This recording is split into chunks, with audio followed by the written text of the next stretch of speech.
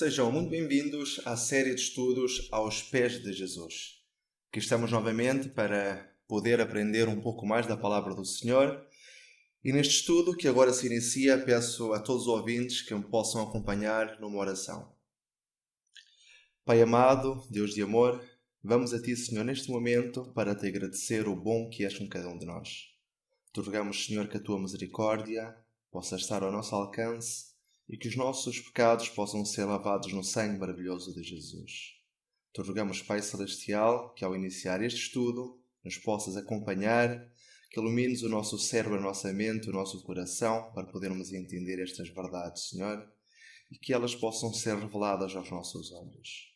Ajuda-nos também a colocar em prática tudo aquilo que aprendemos e permite, Senhor, que a nossa vida seja transformada segundo a Tua graça e através da operação do Espírito Santo. Por Jesus te pedimos e agradecemos. Amém.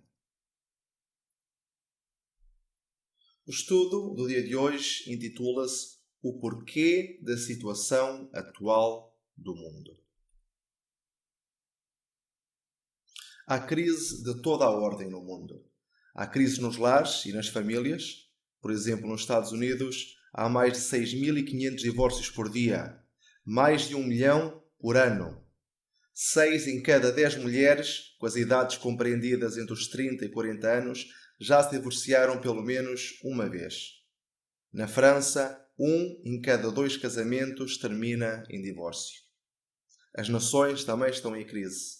Há guerras no Médio Oriente, lutas na América Central, revoltas em África, insegurança nas ruas, roubos, violência, delinquência juvenil, etc. Também podemos verificar esta crise na natureza. Terremotos, inundações, secas, tornados, nevões ou grandes ondas de calor que assolam o planeta Terra. Existe também crise financeira, inflação, escassez, pobreza, fome e greves. A dívida externa sufoca a economia dos países do terceiro mundo. A saúde global está ameaçada. A SIDA está a aumentar rapidamente, fazendo milhares de vítimas que já ultrapassam os 18 milhões em todo o mundo. O que está a acontecer? Devido a estas situações, de que sofrem as pessoas?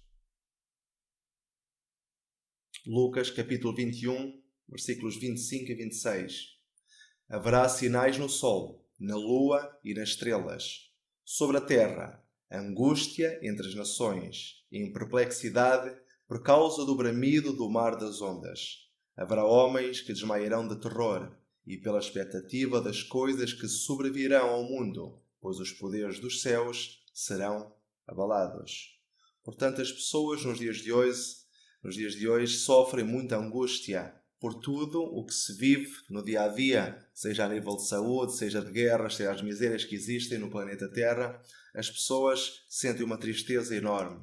Muitos ficam abismados com as cenas de terror que visualizam e ficam expectantes por aquilo que virá ainda sobre o mundo. Por tudo isto, o que perguntaram os discípulos um dia a Jesus? Mateus 24:3. No Monte das Oliveiras, achava-se Jesus assentado, quando se aproximaram dele os discípulos. Em particular, e lhe pediram: Dize-nos, quando sucederão estas coisas, e que sinal haverá da tua vinda e da consumação do século? Vejamos então alguns sinais do fim do mundo. O que aconteceria entre as nações? É certo que ninguém sabe o dia ou a hora da vinda de Jesus, mas haverão certos sinais característicos do tempo do seu regresso. A angústia, mencionada anteriormente, é um desses sinais. Mateus 24, 6 e 7. E certamente ouvireis falar de guerras e rumores de guerras. Vede, não vos assusteis, porque é necessário assim acontecer. Mas ainda não é o fim, porquanto se levantará nação contra nação e reino contra reino. A guerra sempre esteve presente, mas não as guerras mundiais. Estas aconteceram apenas nestes últimos 100 anos. 2 guerras mundiais no século XX, com mais de 100 milhões de mortos. Vemos que nos dias atuais há uma corrida desenfreada ao armamento e pequenas nações tornaram-se muito poderosas, tal como profetizava Joel no capítulo 3 e no versículo 10. Armas nucleares também têm sido acumuladas, que podem chegar a destruir o nosso planeta 50 vezes, sem mencionar também as armas químicas terrivelmente perigosas. No entanto, que acordos serão assinados segundo a profecia? 1 Tessalonicenses 5,3: Quando andarem dizendo paz e segurança, eis que lhes sobrevirá repentina destruição, como as dores de parto há que está para dar à luz, e de modo nenhum escaparão. Isto podemos verificar nos dias de hoje. São assinados muitos documentos de paz, muitos tratados de paz, mas o que é certo é que não se verifica esta paz. E quando realmente se pensar que está tudo em paz, tudo em segurança, porque estão a cumprir com os mandatos de Satanás, com os mandatos do inimigo, então lhes sobrevirá uma repentina destruição. Como será o estado de saúde do homem, animais e plantas? Então Jesus respondia aos discípulos, Mateus 24:7, e haverá pestes. O homem moderno está cada vez mais doente. Cancro, sida, ataques cardíacos, diabetes são apenas algumas das pragas modernas. Os animais, por sua vez, são mantidos artificialmente. As plantas são tratadas com inseticidas, pesticidas e fertilizantes químicos para que possam produzir. O que diz a Bíblia sobre a contaminação ambiental? Isaías 24, 4 e 5. A terra pranteia e se murcha. O mundo enfraquece e se murcha. Enfraquecem os mais altos do povo da terra. Na verdade, a terra está contaminada por causa dos seus moradores, porquanto transgridem as leis, violam os estatutos e quebram a aliança eterna. De que padecerão milhões de pobres neste tempo? Mateus 24:7. E haverá pestes e fomes. A ONU relata que 2/3 da humanidade não está bem alimentada e que 12 milhões de crianças morrem anualmente antes de seu primeiro aniversário. A dívida externa do terceiro mundo agrava o problema e a inflação ameaça sufocar a economia de muitos países. Que outros sinais haverão? Lucas 21:11. E haverão grandes terremotos. No século passado, houveram 127 mil terremotos, segundo as estatísticas. Isto é, 8.500 vezes mais do que no primeiro século e 31 vezes mais a soma dos restantes anos. A quantidade de mortos por terremotos neste século é 10 vezes maior quando comparada com os séculos anteriores. Recordo uma altura que fiz um trabalho sobre os acontecimentos finais e pude verificar que em apenas um dia, na Islândia, houveram mais de 1000 terremotos. O que sucederá com a ciência no tempo do fim? Daniel 12:4. Tu, porém, Daniel, encerra as palavras e sela o livro, até ao tempo do fim. Muitos o esquadrinharão e a ciência se multiplicará. Portanto, no tempo do fim, a ciência se ia multiplicar.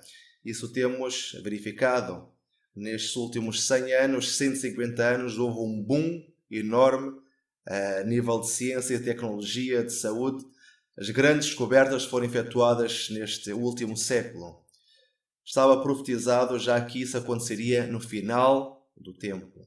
80% das descobertas foram feitas nos últimos 10, 20, 30, 40, 50, nas últimas décadas. E 90% dos cientistas que descobriram ainda se encontram vivos. Que problemas surgirão no mundo laboral? Tiago 5:1-5. Eis que o salário dos trabalhadores que ceifaram os vossos campos e por vós foi retido com fraude, está clamando. E os clamores dos ceifeiros penetraram até os ouvidos do Senhor dos Exércitos. Tendes vivido regaladamente sobre a terra, tendes vivido nos prazeres, tendes engordado o vosso coração em dia de matança. Outra profecia para os finais dos tempos era que existiriam greves, que sindicatos se uniriam em greve por causa do abuso dos patrões, dos governantes. Isso nós vemos constantemente em Portugal. Diariamente no telejornal poderemos verificar que há sempre greve de determinado departamento, de determinada secção do nosso país. Portanto, foi algo que foi profetizado e que está a acontecer e que foi dito que aconteceria nos finais dos tempos, nos últimos dias.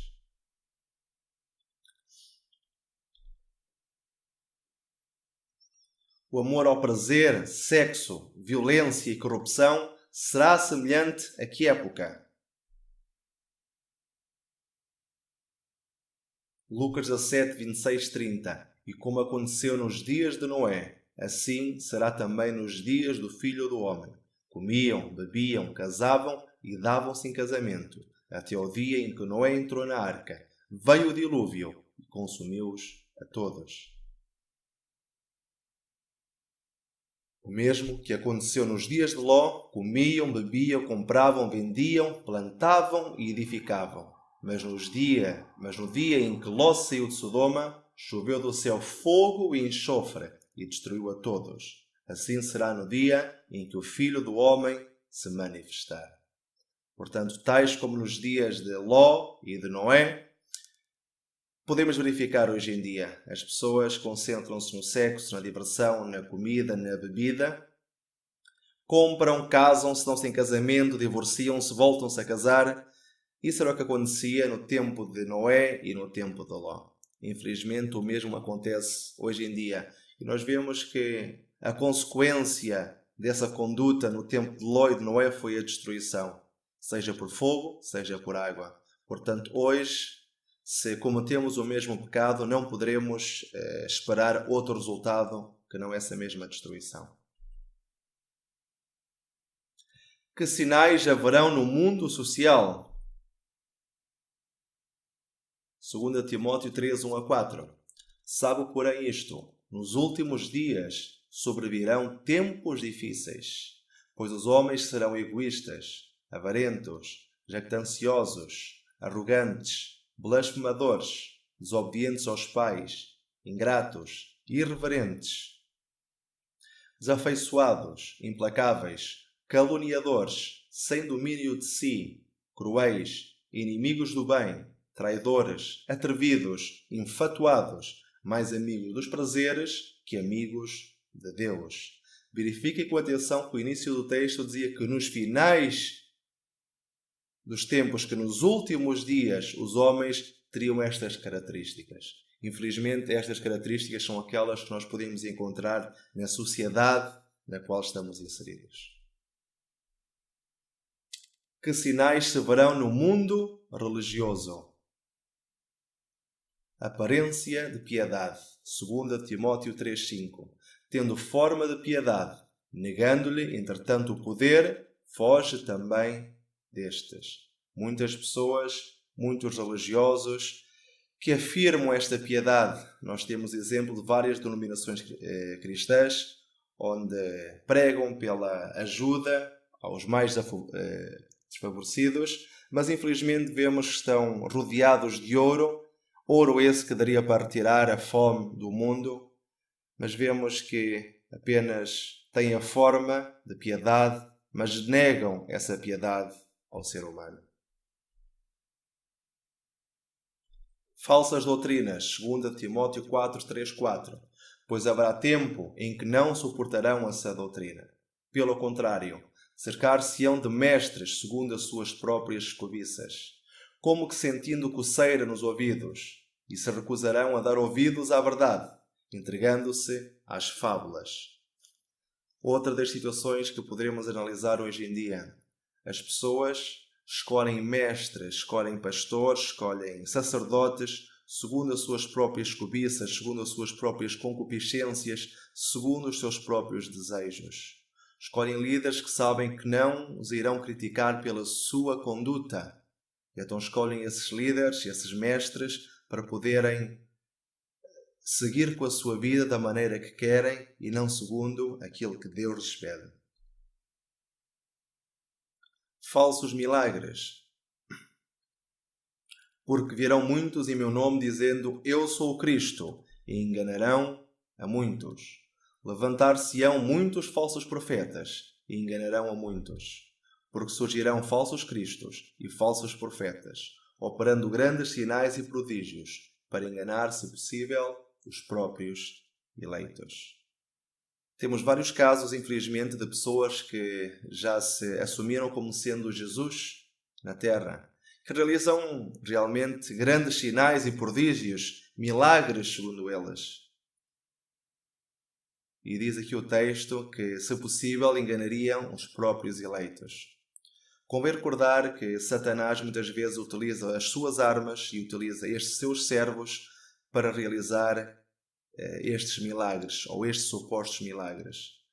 Satanás pode colocar uma doença numa pessoa, fazer com que essa enfermidade fique nessa pessoa. E como foi o próprio Satanás que colocou essa enfermidade, ele próprio tem o poder de a retirar. E utiliza estes servos para realizar então essas funções. As pessoas, claro, ficam maravilhadas pensando que foi obra de Deus, quando foi o próprio enganador que levou essas pessoas para esse covil, onde serão possessos muitas vezes por espíritos e por anjos caídos.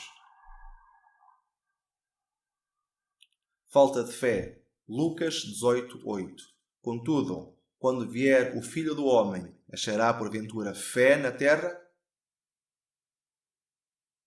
Nós vemos que a fé vem decaindo e de dia para dia há cada vez menos pessoas com fé em Jesus, com fé na Bíblia, crendo que Jesus realmente veio a esta terra e que virá novamente. Infelizmente, na Europa ou nos países mais desenvolvidos é onde se encontra esta situação, porque as pessoas chegam a um ponto onde afirmam que pelo seu próprio esforço, pelo seu próprio trabalho, conseguiram o que têm. E que têm uma boa casa, um bom carro, uma boa família, têm dinheiro, e então que não necessitam de Jesus para nada porque têm tudo. Não poderiam estar mais enganados. Escarnecedores, 2 Pedro 3, 3 e 4. Tendo em conta, antes de tudo, que nos últimos dias virão escarnecedores, com os seus escárnios, andando segundo as próprias paixões e dizendo, onde está a promessa da sua vinda? Porque desde que os pais dormiram, todas as coisas permanecem como desde o princípio da criação. Escarnecedor sempre houve desde o início. E eles tiveram um fim muito triste. Hoje em dia nós temos também pessoas que se burlam de Deus, que dizem o seu nome em vão, infringindo o mandamento de Deus que se encontra nas Sagradas Escrituras. Infelizmente estes terão também um fim muito triste. Não porque Deus queira, mas porque eles procuram, por eles próprios, por seus méritos, o seu fim. Obra de pregação. Mateus 24:14. E será pregado este Evangelho do Reino por todo o mundo, para testemunho a todas as nações, e então virá o fim. Esta é uma da parte das profecias que ainda falta cumprir. Que o Evangelho seja pregado a todo o mundo, e então aí virá Jesus. Conclusão. O que significam todos estes sinais? Lucas 21, 28 a 31. Ora, quando estas coisas começarem a acontecer, olhai para cima e levantai as vossas cabeças, porque a vossa redenção está próxima. E disse-lhes uma parábola: olhai para a figueira e para todas as árvores. Quando começam a brotar, vendo, sabeis por vós mesmos que o verão está próximo. Assim, também quando vires acontecerem estas coisas, sabei que está próximo o reino de Deus. Portanto, todos estes sinais que nós vimos anteriormente que estão a acontecer neste momento no planeta Terra são um alerta para nós sabermos que está próximo o reino de Deus. Que chamado nos dirige Deus neste tempo tão solene? Lucas 21, 34 a 36. Acautelai-vos por vós mesmos, para que nunca suceda que o vosso coração fique sobrecarregado com as consequências da orgia, da embriaguez e das preocupações deste mundo, e para que aquele dia não venha sobre vós repentinamente, como um laço, pois há de sobrevir a todos os que vivem sobre a face de toda a terra. Vigiai, pois, a todo o tempo, orando, para que possais escapar de todas estas coisas que têm de suceder e estar em pé na presença do Filho do Homem.